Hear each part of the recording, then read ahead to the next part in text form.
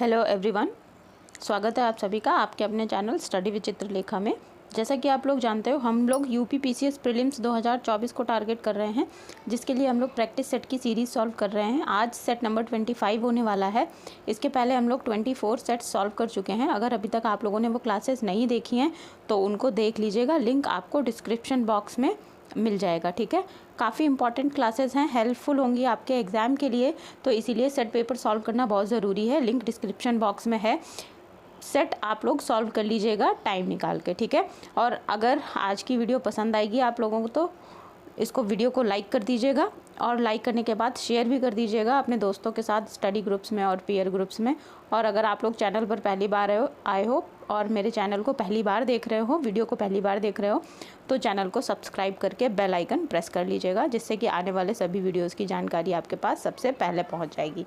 तो चलिए आज की क्लास को शुरू करते हैं। काफ़ी इंपॉर्टेंट क्लास है आज की। प्रीवियस ईयर के जो क्वेश्चंस हैं वो यहाँ पर मिलेंगे आपको देखने को।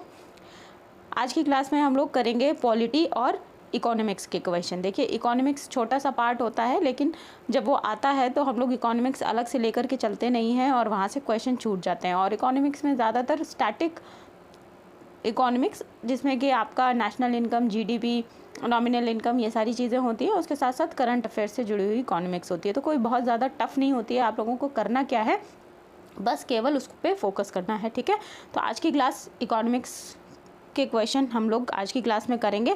तो आज का पहला क्वेश्चन देखते हैं। देखिए, पहला क्वेश्चन है, निम्नलिखित में से कौन सा शब्द भारतीय संविधान की प्रस्तावना में उल्लिखित नहीं है? तो संप्रभुता, लोकतांत्रिक और पंथ निरपेक्षता, ये जो है तीनों ही शब्द प्रस्तावना में दिए गए हैं, लेकिन संघीय शब्द का कहीं भी जिक्र नहीं किया गया है। तो ऑप्शन नंबर 4 करेक्ट ऑप्शन हो जाएगा। संघीय शब्द प्रस्तावना में उल्लिखित नहीं है। ठीक है, चलिए नेक्स्ट क्वेश्चन को देखिए। नेक्स्ट क्वेश्चन है, निम्नलिखित राज्यों के गठन पर विचार कीजिए और इन्हें कालानुक्रम में व्यवस्थित कीजिए।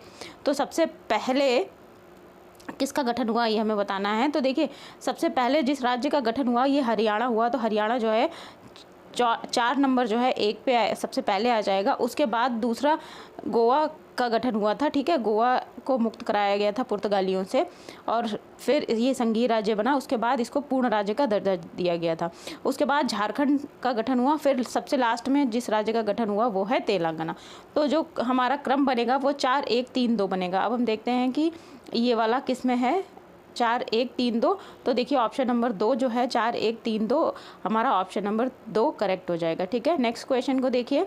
भारत का सबसे बड़ा केंद्र शासित प्रदेश कौन सा है? तो देखिए, भारत का सबसे बड़ा केंद्र शासित प्रदेश यदि हम जनसंख्या की दृष्टि से बात करें तो नई दिल्ली है, और अगर क्षेत्रफल की दृष्टि से बात करें तो भी नई दिल्ली है। ठीक है, तो ऑप्शन नंबर 3 दिल्ली जो है हमारे क्वेश्चन का करेक्ट आंसर हो जाएगा। नेक्स्ट क्वेश्चन पर आइए। भारतीय संविधान के किस अनुच्छेद के तहत संसद अंतर्राष्ट्रीय समझौतों को प्रभावी बनाने के लिए राज्य सूची के विषय पर कानून बना सकती है? तो अंतर्राष्ट्रीय समझौतों को प्रभावी बनाने के लिए संसद जो है अनुच्छेद 253 के तहत राज्य सूची के जो भी विषय होते हैं उन पर कानून बना सकती है। ठीक है, ऑप्शन नंबर 4 हमारे क्वेश्चन का करेक्ट आंसर हो जाएगा, अनुच्छेद 253। और एक बात ध्यान रखिएगा कि राज्य सूची के विषय पर राज्य को कानून बनाने का अधिकार होता है, केंद्र सरकार को नहीं, या यूँ कहें संसद को नहीं। लेकिन अगर दोनों ही कानून बनाते हैं, ठीक है, और दोनों के कानून अगर संवर्ती सूची में क्लैश होते हैं, देखिए 3 सूची होती हैं, संघ सूची, राज्य सूची और संवर्ती सूची। तो संवर्ती सूची पर संघ और राज्य दोनों ही कानून बना सकते हैं। लेकिन अगर दोनों ही एक ही विषय पर 2 कानून बनाए गए, राज्य के द्वारा और संसद के द्वारा, ठीक है, राज्य विधानसभा के द्वारा और संसद के द्वारा, तो जो संसद का बना हुआ कानून होता है वो प्रभावी माना जाता है। ये बात भी ध्यान रखिएगा। ठीक है, आइए नेक्स्ट क्वेश्चन पर। भारत के संविधान के किस भाग में हमें नागरिकता का उल्लेख मिलता है या प्रावधान मिलते हैं? तो नागरिकता भाग 2 में दी गई है। संविधान के भाग 2 में अनुच्छेद 5 से लेकर के 11 तक। ठीक है, ध्यान रखिएगा, ऑप्शन नंबर 2 हमारे क्वेश्चन का करेक्ट आंसर है। नेक्स्ट क्वेश्चन पर आइए। निम्नलिखित में से कौन सा भारत का पहला राज्य है जो भाषाओं के आधार पर राज्य बना? तो आंध्र प्रदेश जो है, जिसका भाषाई आधार पर गठन किया गया था, ये पहला राज्य था। ठीक है, ऑप्शन नंबर 3 हमारा क्वेश्चन का करेक्ट आंसर हो जाएगा। नेक्स्ट क्वेश्चन पर आइए। निम्नलिखित में से कौन सा भारत के संविधान की प्रस्तावना में उल्लिखित शब्दों का सही क्रम है? तो सही क्रम को देखिए ऐसे ध्यान रखिए, न्याय, स्वतंत्रता, समानता और अखंडता, ये चारों ही शब्द भारतीय संविधान की प्रस्तावना में उल्लिखित हैं और इनका क्रम भी यही है। सबसे पहले नंबर पर न्याय आता है, उसके बाद स्वतंत्रता आता है, उसके बाद समानता आता है, ठीक है, उसके बाद अखंडता आता है। तो ऑप्शन नंबर 1, 2, 3, 4 हमारे क्वेश्चन का करेक्ट आंसर हो जाएगा। ध्यान रखिएगा ऑप्शन नंबर 1। नेक्स्ट क्वेश्चन पर आइए।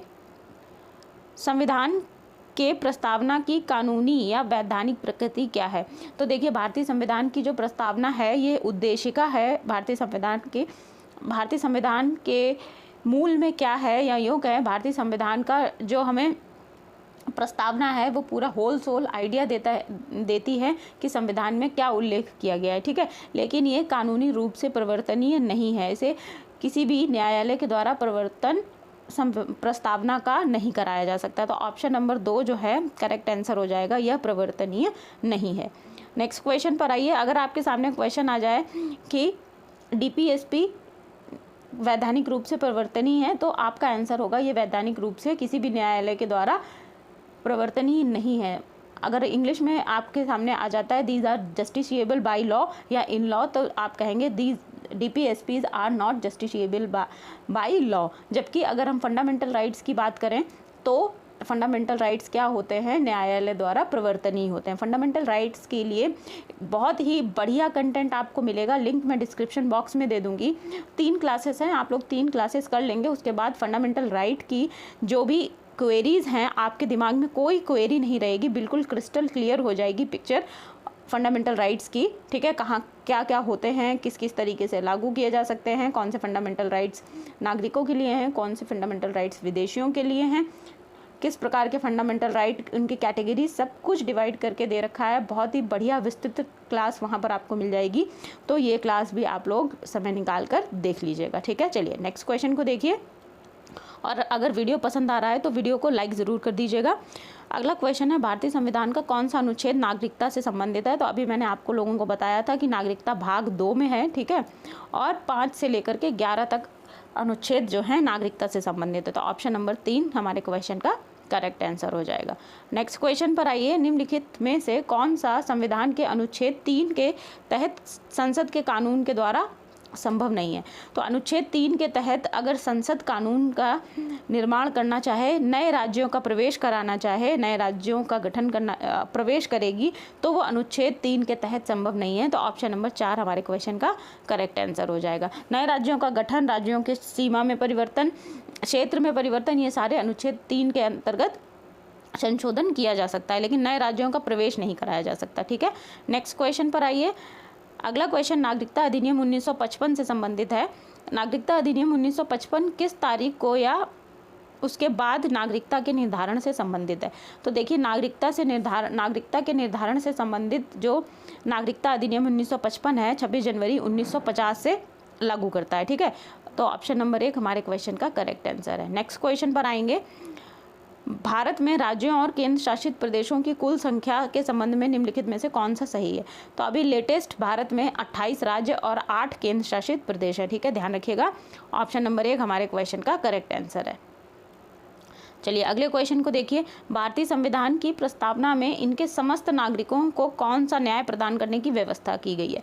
तो भारतीय संविधान की जो प्रस्तावना है वहाँ पर भारतीय नागरिकों को सामाजिक, आर्थिक और राजनीतिक न्याय देने की बात कही गई है। तो ऑप्शन नंबर 4 जो है हमारे क्वेश्चन का करेक्ट आंसर हो जाएगा, सामाजिक, आर्थिक और राजनीतिक न्याय। चलिए अगले क्वेश्चन पर आइए। भारतीय संविधान के संबंध में निम्नलिखित में से कौन सा कथन सही नहीं है? ठीक है, तो इसमें कौन सा कथन सही नहीं है हमें बताना है। तो पहला कथन पढ़ते हैं, समाजवादी और पंथ निरपेक्ष शब्द मूल रूप से संविधान के हिस्सा नहीं थे। ये बिल्कुल सही बात है। 42वें संविधान संशोधन के द्वारा समाजवादी और पंथ निरपेक्षता जोड़ा गया था, ठीक है, और अखंडता भी उसी के द्वारा ही जोड़ा गया था। अगला है, प्रस्तावना भारत के संविधान के उद्देश्यों को बताती है। ये भी सही बात है, अभी हम इसके बारे में डिस्कस भी कर चुके हैं। एक गणतंत्र लोगों को संविधान के तहत सभी प्राधिकरणों के स्रोत के रूप में संदर्भित किया गया है। तो भारतीय संविधान में जो गणतंत्र की परिभाषा तो डिफाइन नहीं की गई है, लेकिन संविधान के तहत जो है शक्ति का स्रोत किसको माना गया है? जनता को माना गया है। अब इसमें से कौन सा सही नहीं है ये हमको बताना है। तो ये तीनों तो सही हैं। जो तीसरा ऑप्शन है, प्रस्तावना न्यायालय में परिवर्तनीय है। देखिए, प्रस्तावना न्यायालय में परिवर्तनीय नहीं है। जो प्रीएम्बल है, preamble is not justiciable by law, ठीक है। तो ऑप्शन नंबर 3 जो है ये करेक्ट ऑप्शन हो जाएगा। अभी हम इसके बारे में डिस्कस भी कर चुके हैं। नेक्स्ट क्वेश्चन को देखिए। नए राज्य के निर्माण या राज्य की सीमाओं के परिवर्तन के संबंध में निम्नलिखित में से कौन सा कथन सही है। भारत के संविधान के अनुच्छेद 368 के तहत संसद में एक संशोधन किया जाना है। तो ये वाला जो कथन है ये सही नहीं है, अनुच्छेद 368 के तहत संशोधन नहीं किया जाता है, ठीक है। अगला देखिए, संशोधित किए जाने के बाद राज्यों को एक आधे हिस्से का संरक्षण आवश्यक है संसद के द्वारा। ये भी जो कथन है ये गलत है। संसद के दोनों सदनों के बहुमत से ये कानून पारित किया जाता है। केवल तीसरा वाला कथन सही है। तो हमारा क्वेश्चन का जो करेक्ट आंसर हो जाएगा ये हो जाएगा ऑप्शन नंबर 3, केवल 3, ठीक है। बाकी के पहले और दूसरे गलत हो जाएंगे। नेक्स्ट क्वेश्चन देखिए, अब यहाँ से हम इकोनॉमिक्स के क्वेश्चन करने जा रहे हैं। बहुत ही बढ़िया और इंटरेस्टिंग टॉपिक होता है इकोनॉमिक्स। आपके लिए प्रीवियस ईयर के क्वेश्चन हैं तो इनको ध्यान से करिएगा, इंपॉर्टेंट है। निर्धनता को एक सामाजिक समस्या माना गया है जो कि लंदन में निर्धनता पर किए गए एक शोध सर्वेक्षण का परिणाम है। इस शोध के शोधार्थी कौन थे?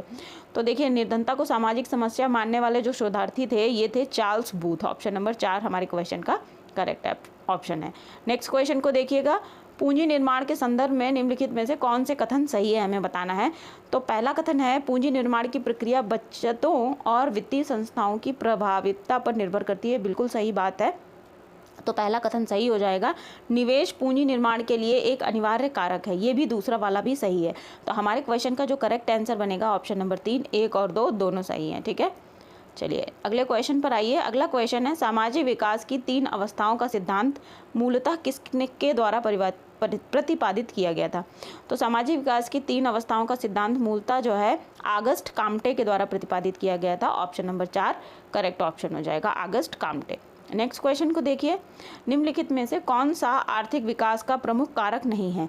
तो देखिए, आर्थिक विकास पूंजी का संचय और जो टेक्नोलॉजिकल सुधार होते हैं, जनसंख्या में परिवर्तन होना, जैसे यूथ जिस देश की जितनी ज़्यादा होती है उस देश की जो आर्थिक विकास होता है वो ऊपर की तरफ ग्राफ जाता है, मतलब आर्थिक विकास बढ़ता है, ठीक है।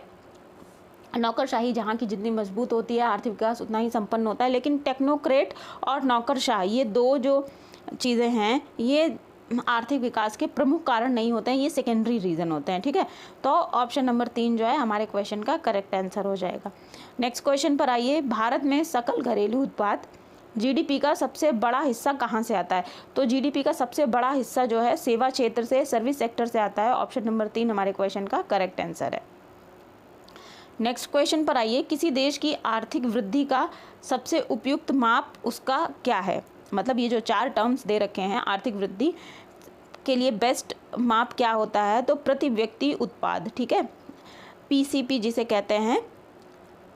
ऑप्शन नंबर 4 हमारे क्वेश्चन का करेक्ट ऑप्शन हो जाएगा, पीसीपी प्रति व्यक्ति उत्पाद, ठीक है। नेक्स्ट क्वेश्चन को देखिएगा, गांधीवादी अर्थव्यवस्था किस सिद्धांत पर आधारित थी? तो आप लोग सभी जानते होंगे गांधीवादी अर्थव्यवस्था जो है ट्रस्टीशिप का सिद्धांत उन्होंने प्रतिपादित किया था, जिसमें उन्होंने बताया था कि जो पूंजीपति है वो उस पूंजी का मालिक ना होकर ट्रस्टी होगा, ठीक है। मतलब वो जो पूंजी है वो जनता की है, जो पूंजीपति है वो केवल उस पूंजी की देखभाल करेगा और उसको आगे बढ़ाएगा, ठीक है। ट्रस्टीशिप का सिद्धांत किसके द्वारा दिया गया था? गांधी जी के द्वारा दिया गया था। तो ऑप्शन नंबर 2 हमारे क्वेश्चन का करेक्ट आंसर है। नेक्स्ट क्वेश्चन पर आइए, यहाँ पर 2 कथन दिए गए हैं आपको, एक कथन है दूसरा कारण है। तो हमें बताना है कथन और कारण के आधार पर अपने क्वेश्चन को चूज़ करना है। आर्थिक विकास के लिए बहुआयामी दृष्टिकोण की आवश्यकता होती है, ये बिल्कुल सही बात है। अगर किसी भी देश के आर्थिक विकास कराना है या आर्थिक विकास होगा तभी जब बहुआयामी दृष्टिकोण अपनाया जाएगा। भारत की वर्तमान सरकार मुख्य रूप से सूक्ष्म मुद्दों पर ध्यान केंद्रित कर रही है, ये सही नहीं है। जो कारण है ये गलत है। वर्तमान सरकार सूक्ष्म मुद्दों पर ध्यान केंद्रित नहीं कर रही है बल्कि स्थूल मुद्दों पर ज़्यादातर अभी ध्यान दे रही है, ठीक है। तो कारण गलत हो जाएगा, कथन सही हो जाएगा। हमारे क्वेश्चन का जो आंसर बनेगा वो बनेगा ए सत्य है लेकिन आर असत्य है। ऑप्शन नंबर 3 हमारे क्वेश्चन का करेक्ट आंसर है। नेक्स्ट क्वेश्चन को देखिएगा, गरीबी के दुष्चक्र की अवधारणा किससे संबंधित है? तो गरीबी के दुष्चक्र की अवधारणा किसके द्वारा दी गई थी? नरकसे के द्वारा दी गई थी। ऑप्शन नंबर 2 करेक्ट ऑप्शन हो जाएगा। गरीबी का दुष्चक्र किसके द्वारा प्रतिपादित किया गया? नरकसे के द्वारा, ठीक है। नेक्स्ट क्वेश्चन को देखिएगा, 7वें केंद्रीय वेतन आयोग के बारे में निम्नलिखित में से कौन सा कथन सही नहीं है। तो देखिए 7वें वेतन आयोग के बारे में जो कथन है हम पढ़ लेते हैं। डॉक्टर मनमोहन सिंह ने 4 फरवरी 2014 को 7वें वेतन आयोग की संरचना को मंजूरी दी थी, ये सही बात है। अशोक कुमार माथुर आयोग के अध्यक्ष थे, ये भी सही बात है। और चौथा कथन है आयोग की सिफारिशों को 1 जनवरी 2016 से लागू किया जाएगा, ये बात भी सही है। लेकिन आयोग को 3 साल में अपना प्रतिवेदन सौंपने को कहा गया था, ये गलत बात है। तो ऑप्शन नंबर 3 हमारे क्वेश्चन का करेक्ट आंसर हो जाएगा। यही जो कथन है ये सही नहीं है 7वें वेतन आयोग के बारे में, ठीक है, ऑप्शन नंबर 3। नेक्स्ट क्वेश्चन को देखिएगा, लिमिट टू ग्रोथ की अवधारणा को किसने प्रतिपादित किया। तो लिमिट टू ग्रोथ की अवधारणा को क्लब ऑफ रोम ने प्रतिपादित किया था, ऑप्शन नंबर 1 हमारे क्वेश्चन का करेक्ट आंसर है। अगले क्वेश्चन पर आइए। यहाँ पर आपके पास एक अभिकथन है, दूसरा कारण आर है। इन्हीं के आधार पर हमें अपने क्वेश्चन का आंसर निकालना है। तो पहले कथन देखते हैं। भारत में महिलाओं के लिए श्रम बल भागीदारी दर हाल के वर्षों में तेजी से गिर रही है, ये बिल्कुल सही बात है। तो जो हमारा कथन है ये करेक्ट है। श्रम बल की भागीदारी दर में गिरावट परिवार की बेहतर आय और शिक्षा में वृद्धि के कारण है, ये बात सही नहीं है। क्योंकि शिक्षा में वृद्धि जब होती है तो श्रम बल जो होता है, जो महिलाओं की कार्यक्षेत्र में भागीदारी होती है वो बढ़ती है। तो कारण आर गलत हो जाएगा, ठीक है, ए सही है, आर गलत है। हमारे क्वेश्चन का जो आंसर बनेगा तो वो बन जाएगा इस आधार पर ऑप्शन नंबर 3, ए सत्य है लेकिन आर असत्य है। ऑप्शन नंबर 3 हमारे क्वेश्चन का करेक्ट आंसर हो जाएगा। नेक्स्ट क्वेश्चन को देखिएगा, सीमांत मानव की अवधारणा किसके द्वारा प्रतिपादित की गई थी। तो सीमांत मानव की अवधारणा जो है रॉबर्ट ई पार्क के द्वारा प्रतिपादित की गई थी, ऑप्शन नंबर 1 करेक्ट आंसर हो जाएगा। नेक्स्ट क्वेश्चन को देखिएगा, सांस्कृतिक गरीबी का विचार किसके द्वारा दिया गया था। सांस्कृतिक गरीबी का विचार जो है दिया गया था ऑस्कर लुइस के द्वारा, Oscar Lewis option number 1 question का करेक्ट आंसर हो जाएगा। अगले क्वेश्चन पर आइए, भारत की राष्ट्रीय अर्थव्यवस्था का सबसे बड़ा स्रोत कौन सा है। तो इस टाइप का एक क्वेश्चन हम ऊपर भी कर चुके हैं। जीडीपी में सबसे ज़्यादा जो हिस्सा है वो किसका था, सेवा क्षेत्र का था। उसी तरीके से राष्ट्रीय अर्थव्यवस्था में भारत का जो सबसे ज़्यादा कंट्रीब्यूटिंग क्षेत्र है ये हो जाएगा सेवा क्षेत्र, सर्विस सेक्टर, ऑप्शन नंबर 1 हमारे क्वेश्चन का करेक्ट आंसर हो जाएगा। तो इस प्रकार से आज की क्लास में हमने क्या क्या किया, हमने पॉलिटी के क्वेश्चंस किए, ठीक है, उसके साथ साथ हमने इकोनॉमिक्स भी देखी। आज की क्लास आप लोगों को पसंद आई है तो वीडियो को लाइक ज़रूर कर दीजिएगा, लाइक किए बिना बिल्कुल भी यहाँ से मत जाइएगा। और अगर वीडियो पसंद भी आ गया है तो इसको शेयर भी कर दीजिए अपने दोस्तों के साथ, स्टडी ग्रुप्स में, पीयर ग्रुप्स में। और अगर आप लोग चैनल पर पहली बार आए हो, वीडियो को पहली बार देख रहे हो तो चैनल को सब्सक्राइब कर लीजिए, क्योंकि डेली बेसिस पर आप लोगों को प्रैक्टिस सेट मिलेंगे। डेली बेसिस पर मैं एक प्रैक्टिस सेट कराती हूँ।